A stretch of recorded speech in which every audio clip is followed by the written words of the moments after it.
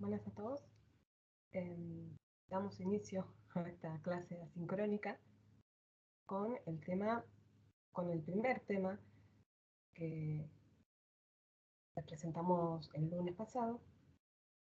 El primer tema con el cual arrancamos tradicionalmente esta materia, que es pensar América Latina, ¿no? ¿Quiénes son los latinoamericanos? ¿Qué hay detrás de ese nombre América Latina? ¿Qué ilumina y qué oscurece, por decirlo de alguna manera, y por utilizar las palabras ese juego de palabras que también utiliza Gruner en su artículo, ¿no? Para este texto, como obligatorios, perdón, para este tema, para esta clase, los textos obligatorios son el de Ernesto Bolaski y el texto de Eduardo Gruner, ¿no? Son los argentinos que nos invitan a pensar qué hay detrás del término América Latina, ¿no? ¿Y qué es América Latina, ¿no? Porque si hay algo que, como dice Bolaski, es algo que se siente, que se vive, pero es difícil encontrarle límites concretos y precisos, ¿sí? Bien. Bueno, aquí, en primer lugar, vamos a retomar lo que es el planteo de Ernesto Bolaski en su texto, La cosa y el nombre, ¿sí? O el nombre de la cosa, ¿no? Creo que acá está alterado un poco eh, los términos. Y las preguntas que guían este ensayo, un ensayo es volcar ideas, eh, reflexiones, un ensayo académico, ¿no? Reflexiones a partir de determinadas lecturas y plantear algunas reflexiones sobre todo, ¿no? No tiene el carácter de un artículo académico, que es lo que usualmente se leen en las materias de grado, ¿no? Esto, si ustedes ven, es como, eh, parece como casi una conferencia, un discurso lo que él hace, porque va reflexionando al mismo tiempo que va incluyendo, va generando algunas preguntas, algunos interrogantes, a medida que va atravesando los diferentes puntos o temas en, en ese texto, ¿no? Entonces, es un ensayo. Como ustedes se habrán dado cuenta, tiene un estilo de escritura diferente que a lo que usualmente solemos leer, pero no por eso es de menor calidad, ¿no? Bueno, este ensayo, Ernesto Bolaski, eh, se pregunta por el nombre América Latina, ¿no? El origen, cuál es el origen de América Latina, qué hay de latino en esta parte de América, ¿sí? ¿Qué es esa latinidad que se reivindica, que reivindicamos en algún punto? Y al mismo tiempo, ¿qué invisibiliza o qué niega esa latinidad? ¿No? Ahí dejé esas preguntas, también se las está haciendo esta protagonista de la última película de Disney, creo que es Maribel, ¿no? Ahí se está preguntando, la elegí a ella porque creo que son colombianos, eh, y me pareció, siempre las representaciones de la película Disney son interesantes para ver cómo no son las de Disney, sino las películas de otras latitudes. Eh, Siempre es interesante ver cómo nos ven ellos, qué representación tienen sobre Latinoamérica y las personas latinoamericanas, ¿no? Bueno, ahí eh, Hollywood ya sabemos qué tipo de representación tiene, pero este personaje me resulta simpático, porque tiene rulos y usa anteojos. Bueno, más allá de eso, de esa carita, eh, vayamos a los planteos de Ernesto Bolaski, ¿no? Eh, Vayamos primero a esa latinidad, ¿sí? ¿Qué es lo latino de América Latina, ¿no? Un primer punto a tener en cuenta es que el término latina tiene su origen en Napoleón III, sus intentos de acrecentar los límites del imperio francés, ¿sí? Eh, y viene a reivindicar lo que tienen lo que tienen de latino América del Sur, ¿no?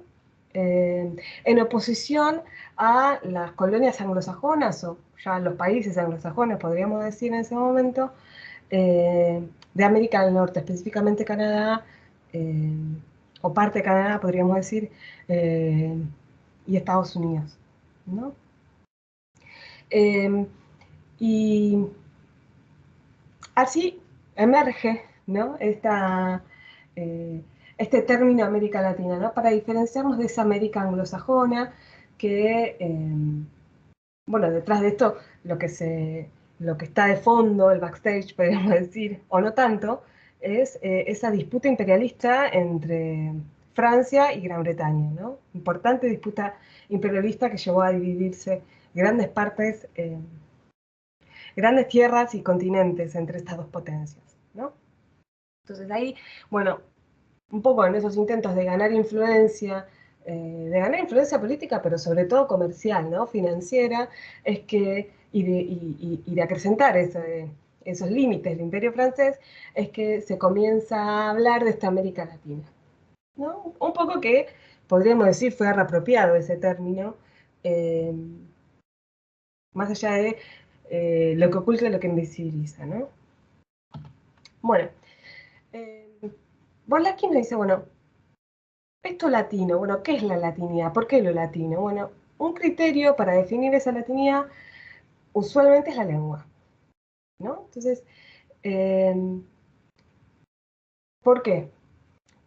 Porque en los países de esta región se hablan lenguas romances, lenguas que provienen del latín, el español y el portugués. Son lenguas que provienen del latín, ¿no?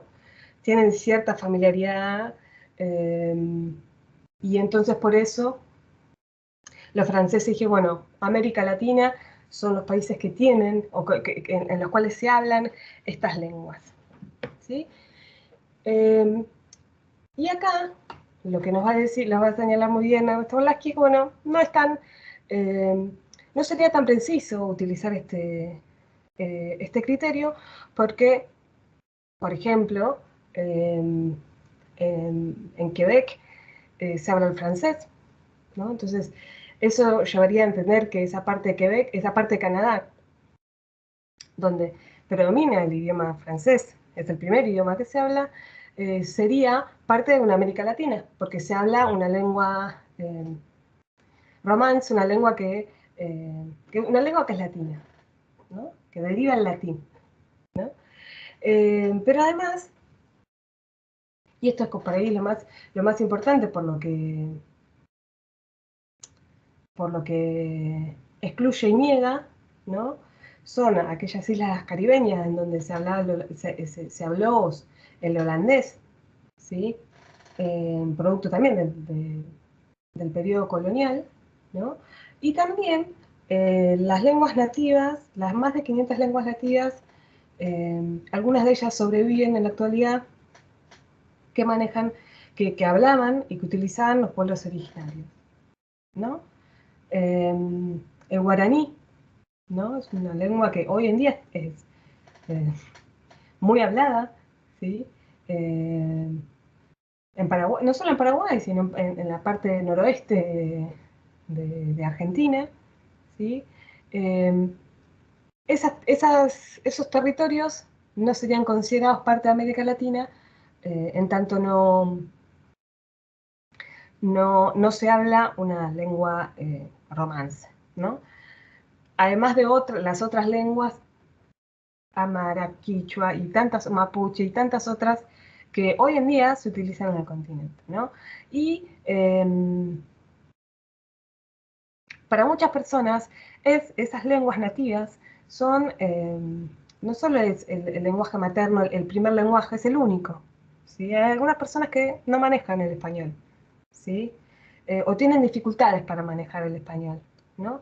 Eh, Hay muchos ejemplos, pero hay un libro de Rigoberta Menchú, que es una guatemalteca que ganó el Premio Nobel de la Paz, creo que en el 92, si la memoria no me falla, pero que ella en un libro que en realidad lo escribió otra persona, esos famosos escritores fantasmas, pero haciendo una entrevista a ella. Ella contaba su historia de vida, ¿no?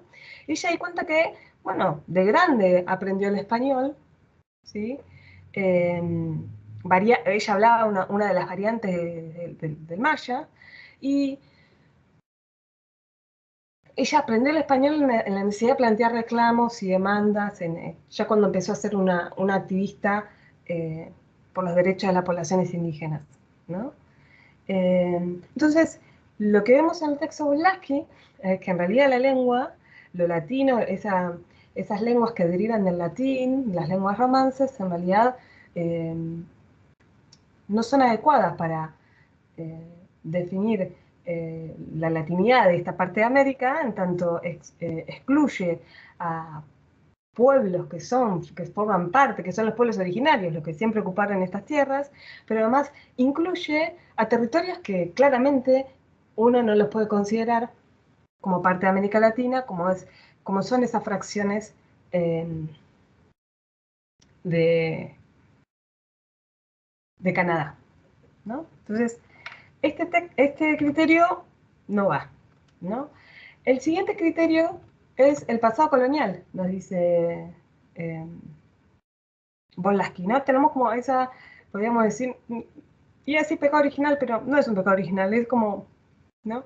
Una herida profunda, como hablábamos el lunes cuando veíamos el video, una herida profunda que es el pasado colonial, haber sido colonias eh, de la colonia de España y de Portugal, ¿no? Entonces, eh, este pasado colonial es lo que une, es la esencia de la latinidad, ¿no? Entonces acá eh, es muy interesante el planteo que realiza Woslaski, porque dice, bueno, sí, bueno, pero dentro de lo que es América Latina hay territorios que no fueron colonizados, la selva amazónica, por ejemplo, eh, no penetró ahí el imperio portugués, como no llegó a colonizar esas tierras. Eh, y también incluye ¿no? lo que sería la Patagonia. Eh, bueno, esos territorios no fueron conquistados o colonizados. Pasó mucho tiempo después en lo que es la Patagonia, y bueno, la selva amazónica es un extenso territorio en el cual podríamos decir que no está conquistado, ¿no? En parte. Eh, entonces, bueno, no, en ese sentido el pasado colonial tampoco es suficiente, ¿no? Pero además no solo por lo que podría excluir, y estos son los ejemplos, la Patagonia y, por ejemplo, la selva amazónica, pero también por lo que puede llegar a incluir, lo mismo que sucedía con la lengua, ¿no? Eh, y está el tema de todos esos extensos territorios que México pierde, que va perdiendo a lo largo del tiempo, de la historia, eh, en manos de Estados Unidos, y que en su momento fueron colonia española, ¿no? Entonces, bueno, esos territorios, Texas, ¿no? Texas es uno de los estados que perdió, pongo, pongo comillas, no sé si me filma la cámara o no, pero estoy haciendo comillas, que pierde México en manos de Estados Unidos, ¿no? Hay más estados, creo que son 5 estados más o menos, que antes formaban parte de lo que era México y que a lo largo del tiempo se fue incorporando a lo que es Estados Unidos, ¿no? Entonces, ese cordón sureño de Estados Unidos, ¿no? Entonces, bueno, este, mm, este pasado colonial, que podemos decir, en su gran mayoría sí, podríamos decir, los países de esta parte de América tienen un pasado colonial, una vinculación con España y con Portugal. Hay algunas partes, algunos territorios que no lo tuvieron, hay territorios que sí tuvieron, que sí fueron colonia española, pero que hoy en día no forman parte. Texas Pensemos en los tejanos republicanos, ¿no? Ninguno de ellos se reivindicaría latino, ¿no?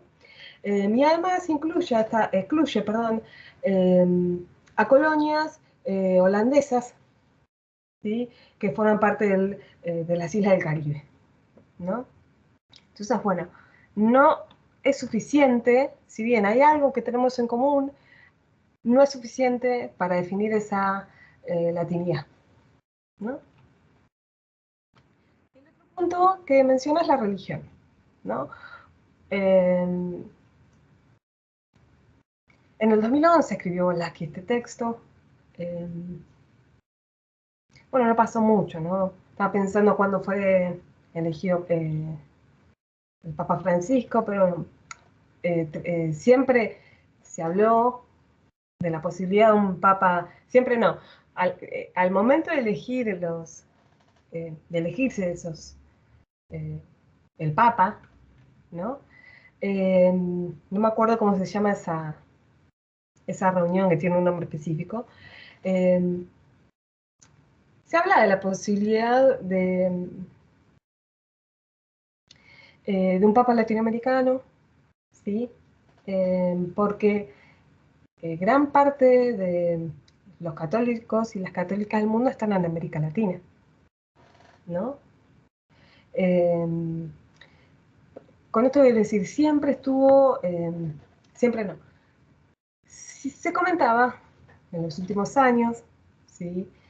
En este siglo, podemos decir, que bueno, existía esa posibilidad de que haya un papa latinoamericano en función de la gran cantidad de católicos y católicas que existen en esta región, ¿no? Eh, Fuertemente católica, pero no únicamente católica, ¿sí? Y dentro de lo que, nos decía Wolaski, dentro de lo que es el catolicismo, bueno, se han encontrado y se encuentran diferentes variantes cristianas y evangélicas, ¿sí? Pero además, no solo es católico, católica esta parte de nuestra América, sino que existen otras religiones, la musulmana, la judía, ¿sí? Eh, que a su vez conviven y a veces se mezclan, ¿sí? En este sincretismo que se da en algunos lugares, con creencias eh, y religiones de los pueblos originarios y también de las poblaciones afro, ¿no? Entonces se da una mezcla muy que es interesante y que en algún punto dice, bueno, no, acá no hay una sola religión que defina lo latino, ¿sí?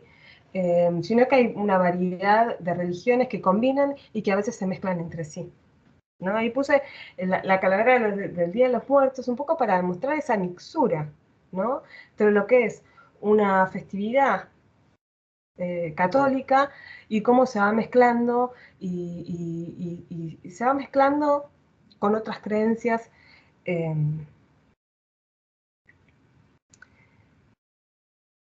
propias de los pueblos originarios, o que tienen esa filosofía de los pueblos originarios. No es la única, ¿eh? El Día de los Muertos, pero ahí está como, bastante bien reflejado, ¿no? Entonces, la religión tampoco. Entonces, bueno, lo latino, medio que no tenemos mucho, no tenemos un criterio o una esencia para decir, bueno, América Latina es América Latina por esto, ¿no? Por este criterio. Sí, esto que le decíamos, bueno, ¿por qué qué es lo que define la latinidad? ¿No? Pero además, en los intentos oh, de definir, sí, lo que es la latinidad, se esconden presencias, ¿sí? Eh, y hay algo que se invisibiliza, se oculta, se niega, ¿sí? Cuando hablamos de América Latina, y que es la presencia indígena y es la presencia afro, ¿no? No, un poco incluido por este análisis de los criterios, pero no se suele pensar como criterio o incluir dentro de los criterios para definir la latinidad la presencia indígena y la presencia afro. ¿Podría haber puesto población afro-indígena? Sí, pero quiero empezar a establecer algunos vínculos con la bibliografía que vamos a leer un poco más adelante, y acá la presencia es para utilizar un término en oposición a las ausencias, ¿no? Cuando nosotros ocultamos, negamos, invisibilizamos, estamos hablando de ausencia, no están, ¿no? Entonces, bueno, acá la presencia indígena y la presencia afro es lo que se niega con esta noción de la latinidad y de América Latina, ¿no? Entonces, ¿no? ¿Por qué siguen hablando de América Latina? ¿No? Podemos reapropiarnos de América Latina, ¿sí? De este término de América Latina, y incluir aquello que oculta, aquello que se invisibiliza, ¿sí? Redefinirlo, o podemos utilizar otros términos, y nosotros nos van a escuchar mucho hablar de nuestra América, ¿no? Para marcar esa diferencia y abandonar por ahí un término y un nombre que en primer lugar tuvo un origen con vocación imperialista, pero que además niega presencias muy importantes de nuestra región. Otros nombres que fueron apareciendo, ¿sí? Perdón, que fueron apareciendo, eh, sobre todo en la década del 20, ¿sí?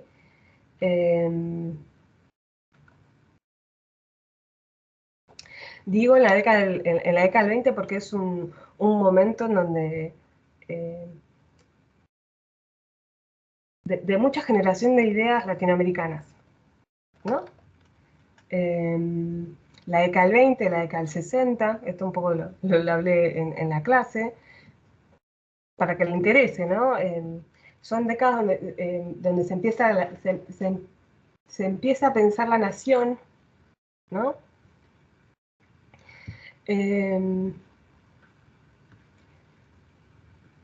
Y al pensar la nación, también se empieza a pensar lo que es la región latinoamericana, ¿no? Con esta diversidad de poblaciones, ¿sí? Se empiezan a pensar diferentes nombres. Y sobre todo esto en oposición a. Esto es importante, ¿no? Porque es la otredad, son los otros los que definen lo que nosotros somos, ¿no?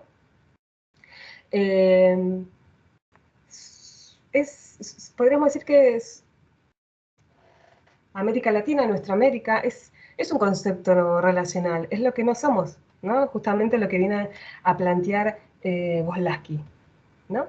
Bueno, y acá, perdón que me fui un poco de tema, o me adelanté algo, aquí tenemos, acá que estaba viendo Indoamérica, ¿sí? Indoamérica es un término que implementó Aya Torre, Víctor Raúl Aya Torre, un peruano, muchos pensadores peruanos nuestroamericanos. Fue un político además, fundó un partido importante del Perú.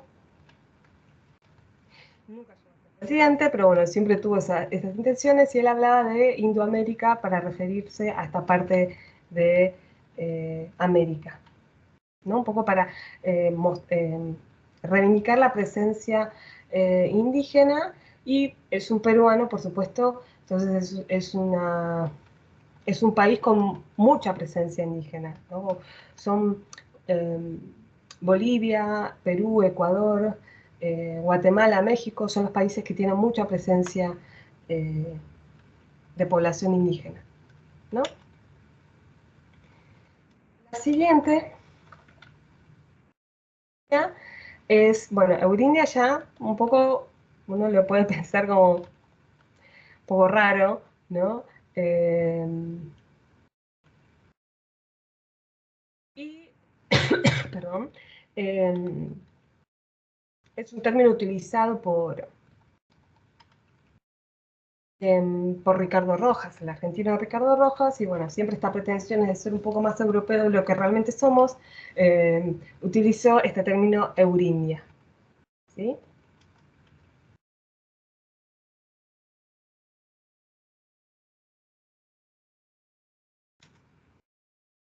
Bien.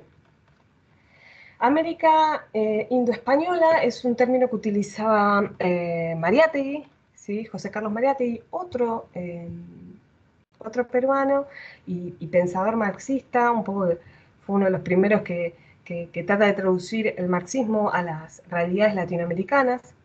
Ya vamos a hablar un poquito más de Mariátegui.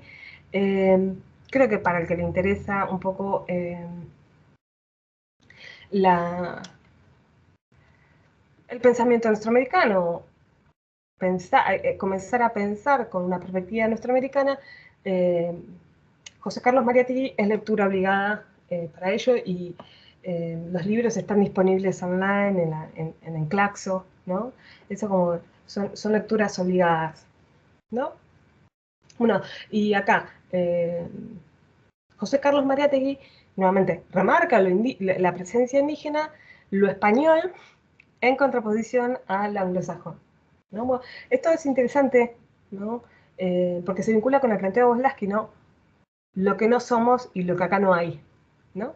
Para América es el término que se utilizó, eh, que implementó Estados Unidos en su intento de ganar influencia, ¿no?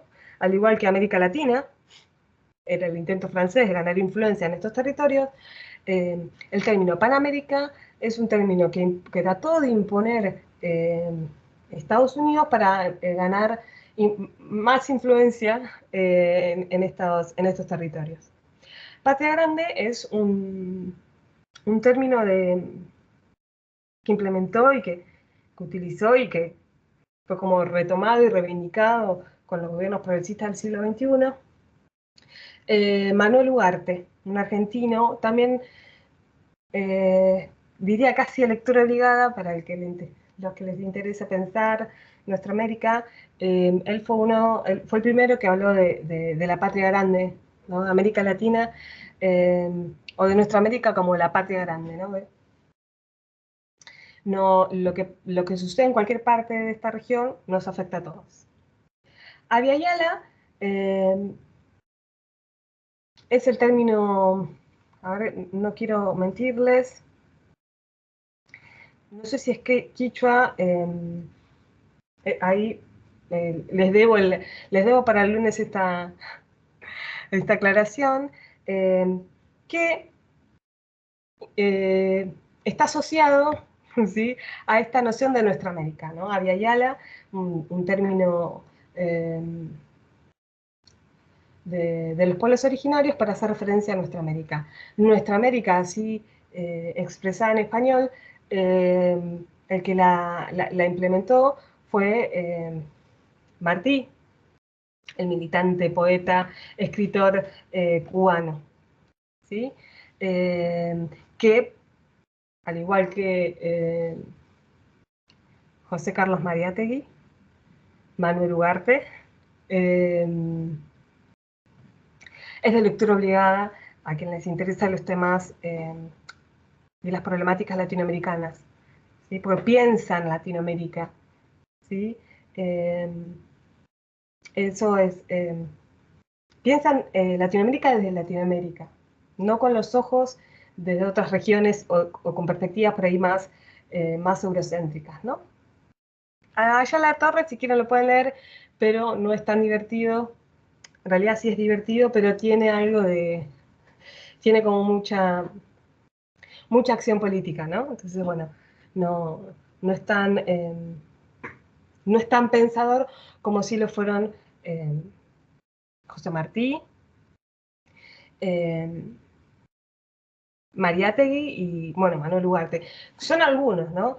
Y no son los únicos y tampoco son todos hombres. No da la casualidad que acá puse estos nombres, pero no solamente hay pensadores nuestroamericanos, sino también hay pensadoras latinoamericanas, ¿sí? Eh, Bien, entonces, bueno, continuando con el planteo de América Latina, perdón, voy a volver. ¿Qué pensadoras latinoamericanas? Algunas, por decir, ¿sí? Porque no puse yo acá la diapositiva un poco para hacer rápido, pero me parece que amerita nombrarlas. Eh, Gabriela Mistral, poeta chilena, Silvia Rivera Cusicanqui, socióloga boliviana, ¿sí? Bueno, Rigoberta Menchú, que les acabo de mencionar. Maya Kuchok es una excelente poeta guatemalteca, ¿sí? Eh, Espérame que... Bueno, hay un montón, hay un montón. Tampoco hay muchas, porque lo que se suele hacer es invisibilizar, ¿no? Eh, Sueli Carneiro es una filósofa brasilera, ¿no? Betty Lozano Lerna es una colombiana feminista afro, ¿no? El feminismo negro, ¿sí? Bueno, hay varias, y también, ay, se me borró una, ya vendrá a mi mente, hay una chilena teórica dependentista, que aportó mucho a la teoría de la dependencia, ¿no? Es decir, acá yo mencioné 3 varones, pero hay mujeres que también piensan nuestra región. ¿Qué es América Latina? Nuevamente con el planteo de Wodlawski. Y ahí está el problema de si es el territorio, si son las personas. Un poco el juego que hacíamos o la introducción que realizábamos el lunes. Bueno, América Latina es el territorio desde Río Bravo hasta el sur, ¿sí? Hasta el Cabo de Hornos, dice Ernesto Wodlawski. Es el territorio, ¿sí? Son las personas que habitan esos territorios, ¿sí? Eh, ¿No? Entonces ahí empieza a hacer esas reflexiones en torno a los latinoamericanos y latinoamericanas dispersos en la diáspora, ¿no? ¿Qué pasa con esas personas que habitan otros territorios que no son los latinoamericanos? ¿Qué pasa con esos territorios en donde hay muchos latinoamericanos, donde en donde la mitad de la población habla el idioma español, la mitad son latinoamericanos, como por ejemplo la Florida, Los Ángeles, ¿sí? Eh, Esos territorios o esos lugares se podrían considerar latinoamericanos o parte de América Latina, ¿no? Eh, bueno, estamos de nuevo con esa tensión y esa dificultad eh, para definir de manera concreta y precisa los límites o qué se incluye eh, dentro de América Latina y quiénes son los latinoamericanos, ¿no? Hay eh, una serie de documentales de Canal Encuentro, que si la mano mayor es pensar América Latina, se llamaba, y si no, bueno, eh, por ahí anda, no quiero interrumpir la grabación, por eso no, eh, no lo digo bien con exactitud. Y hay una serie de videos, y creo que son 6 programas muy interesantes, eh, y en uno de ellos se entrevista eh, a una mujer boliviana, ¿sí? Y se le pregunta por qué piensa América Latina. Y dice, bueno, no, yo América Latina soy, está lejos, ¿no? Entonces, bueno, esa mujer que era a la que se le preguntaba qué opinaba, qué pensaba América Latina, probablemente puede ser que no se haya sentido parte de América Latina ni primeramente latinoamericana. Entonces, bueno, ahí está este juego, ¿no? Esta tensión, esto que no nos permite definir con claridad eh, qué es América Latina, ¿no? Y acá les traigo eh, uno es una noticia y otro es un posteo, ¿no? De Instagram, pero para pensar esto, ¿no? ¿Qué es lo latino? ¿Quiénes son los latinos y dónde están? ¿Sí? ¿Y qué lo define que uno sea latino y que no? ¿No? Acá está el- el posteo que Jennifer López hizo hace un par de años creo que fue, no sé si 2019-2020, cuando ella y Shakira, ¿no? Fueron como las encargadas del show intermedio de la final del fútbol americano, ¿no? Del Super Bowl. Y ahí ella dice, postea, escribe en inglés y dice, bueno, estoy muy emocionada, ¿no? De compartir el escenario contigo esta noche, Shakira. Eh, Demostrémosle al mundo lo que dos chicas latinas pueden hacer. Dos chicas pequeñas, dice, bueno, raro eso, pero dice, bueno, lo que dos chicas latinas pueden hacer, ¿no? Entonces, bueno, dice, pongámonos ruidosos, por decirlo de algún modo, y el girl power, ¿no? Bueno, acá no voy a negar la identidad de estas dos mujeres, ¿no? Pero, ¿qué nos llama la atención de esto? Y se los dejo acá, planteado, y podamos retomar algunas de estas cuestiones en el diálogo del lunes, en el diálogo sincrónico, eh, porque, bueno, lo primero es que está en inglés, ¿no? Pero el show se iba a dar, se dio, perdón, se dio se celebró en Miami, ¿no? Un estado con mucha presencia eh, latinoamericana, ¿no? Y bueno, les invito a pensar dónde viven esta Shakira y Jennifer López, de dónde son, ¿sí? Un poco reflexionar y pensar, bueno, esto de quiénes son los latinoamericanos, de dónde están, o cuál es el territorio latinoamericano, ¿no? Esto como, esa imagen nos pone un poco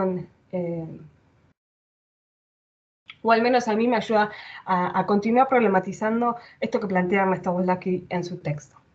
Y el otro punto, y acá abro un link, un enlace, vamos a utilizar términos de nuestro idioma, un enlace con otro texto, ¿sí?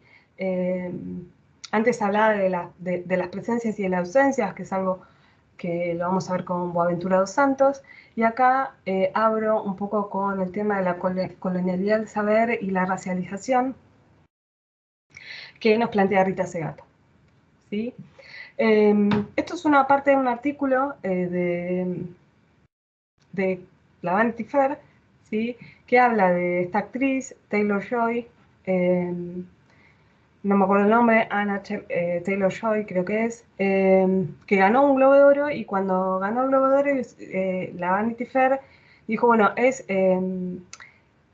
ahí lo que le resalté, dice, bueno, es la primera mujer en ganar esta categoría desde Queen Latifah en 2008, y la, y la quinta mujer de color en ganarlo desde 1982, ¿no? Entonces, esta mujer que ustedes están viendo en pantalla, con ese cuello de 2 metros, ¿no? Eh, con esas fisonomías que uno lo puede asociar sin leer el artículo, eh, a una mujer blanca que está dentro de los parámetros de la belleza, de la belleza hegemónica blanca, ¿no? Bueno, para la Vanity Fair es una mujer de color, ¿sí? Y menciona a Queen Latifah, si no la conocen, las invito eh, a que la googleen, es una mujer afro, y las otras mujeres que mencionan ahí, también invito no sé si se ve con claridad, pero también invito a que la googleen y van a ver que son todas mujeres afro,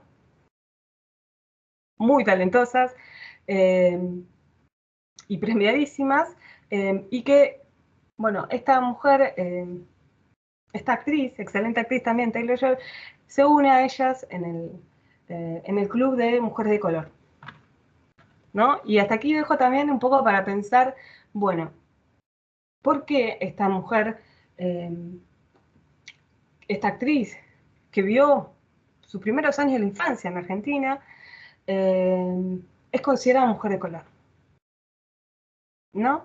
Eh, ¿Quién está mirando eh, para definir que Taylor-Joy es una mujer de color, ¿no? Y acá el tema está, bueno, la racialización tiene que ver, pero no solamente con el color del piel, o con cuestiones fenotípicas, ¿sí? Ese es el link, ese es el planteo que realiza Rita Segato en su texto, ¿no? Pero nuevamente, les dejo estas dos cosas para un poco discutir esto de qué es lo latino, dónde están los latinoamericanos, ¿no? Y esto da, qué está dentro de lo que es los imaginarios blancos hegemónicos y qué es lo que queda afuera, ¿no? Taylor Joy quedó afuera.